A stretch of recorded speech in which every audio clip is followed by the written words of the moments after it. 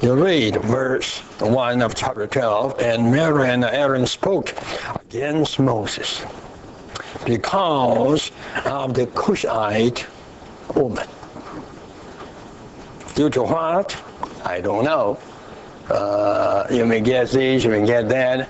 But anyhow, they were not happy with Moses about this matter.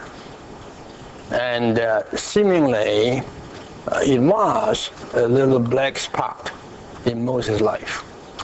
But the Bible doesn't tell us that God was bothered by this, or God condemned this, and so forth. We couldn't see this. Anyhow, at this juncture of turmoils among the children of God, Miriam and Aaron just followed the flow, I would say. Good God. They just followed the flow. There was a flow, no? You see, there was a tide, right? In doing things, you always do things in the proper season for that category of things, right? Because that was the season for the murmurings, for the gossipings, for the rebellion. That was the season, right? Aaron speaking against Moses, the deputy authority of God. Yet he was younger, but he was not appointed by God to be his representative.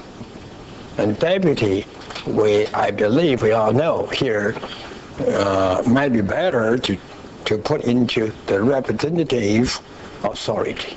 The same thing. God called Aaron. God raised up and ordained Miriam, but we cannot trace any hint that shows us God charged them to be his representative, right? God told Moses clearly with Aaron that God has chosen Moses to be his very authority on this earth. Yet Moses was a little withdrawing, saying this and that. He was not eloquent, he was not a good speaker, and so forth. Then God said, okay, I would give you your brother Aaron to help you. So this doesn't mean God has ever charged or appointed Aaron to be his authority on this earth, right? Rather, God made it clear he would have Aaron to help Moses, right? So actually, Miriam and Aaron should be also under this authority. Even they were elderly to Moses, right, in the flesh, yet they should also submit themselves to Moses as far as God's administration goes, right? According to God's governmental administration, they too both, like all the other Israel, submit themselves to Moses, right? But they rebelled. The fact was they were competing in the speaking for God, right? They were competing. They were in a rivalry, right? This was the real factor. This was the fact. It was not the Cushite woman. And this was there in the truth, Miriam and Aaron's heart.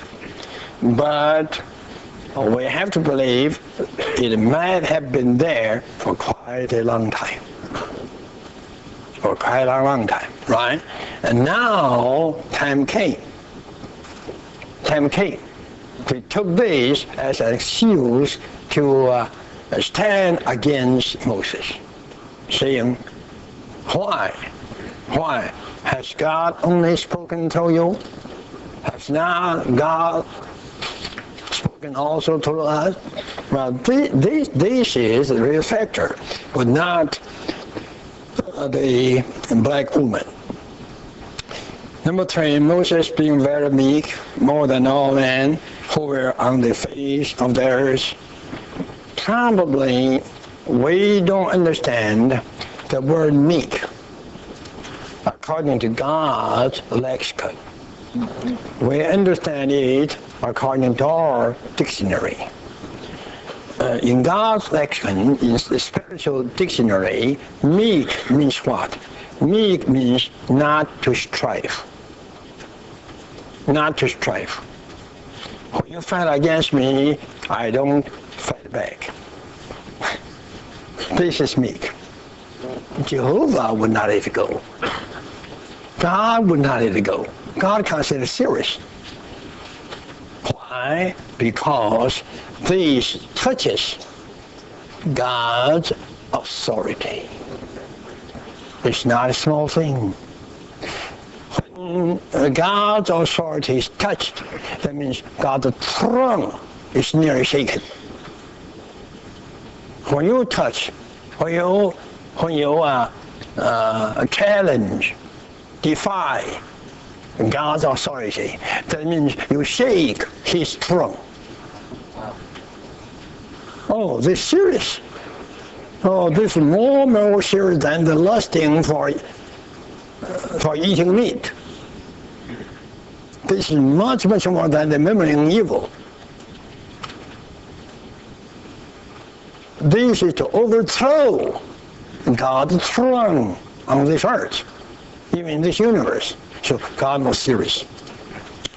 But anyhow, God was angry against them, and God left them. So this was God doing, governmental dealing, right? So don't follow any instigator easily. Otherwise, eventually you have to beg for them, right? Begging the Miriam not be as one dead in a situation, the flesh of whom was half consumed. Oh, don't let Miriam die this way. That's too pitiful. Not possible. You know, sometimes one who is sick of leprosy may die this way. May die with half of the body consumed or up by the germs. That's the most pitiful situation of a human death. Aaron prayed that Miriam would not die that way. Okay, then Moses prayed for Miriam's healing. This includes Moses was meek. If not, Moses would say, I don't care. Let her be there. She should die that way. Then Moses was meek. Moses was meek. He said, you asked me to pray? Okay, I just pray. I pray for her. And for her healing. Would you? Suppose today somebody rebels against you. Would you pray for him to be healed? Say it. You answer God. Okay, God hearing Moses' prayer. And God judged Miriam by shutting her up outside the camp for 7 days, a full course.